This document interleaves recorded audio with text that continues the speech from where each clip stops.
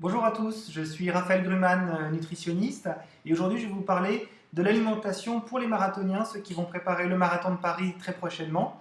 Donc quelques jours déjà avant le marathon, il va falloir faire des recharges en glycogène pour pouvoir bien tenir pendant l'effort de la course. Donc à ce moment-là, sur la semaine qui précède le marathon, moi je vous conseille de charger un maximum vos repas avec des sucres complexes, c'est-à-dire ce qu'on va trouver dans les pâtes, le riz, les pommes de terre, mais également les légumes secs qui vont être très intéressants. Pas forcément manger que des pâtes parce que ça peut irriter le côlon, notamment à cause du gluten. Donc essayez sur chacun des repas principaux, le midi et le soir, d'associer du riz ou une légumineuse comme des lentilles par exemple. Les lentilles vont être très intéressantes parce qu'elles vont apporter en plus des protéines et du fer à l'alimentation, donc c'est vrai que c'est assez intéressant.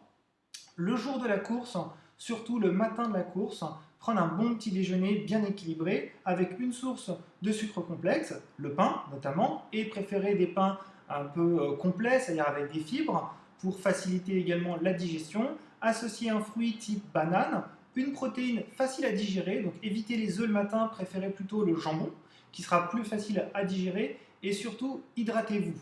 Consommez à ce moment-là une boisson de l'effort que je peux vous conseiller, c'est vous prenez une grande bouteille d'eau, vous videz un tiers de la bouteille et vous remplissez ça par une brique de jus de raisin et vous complétez avec une pincée de sel pour compenser les pertes hydrosodées lors de l'effort.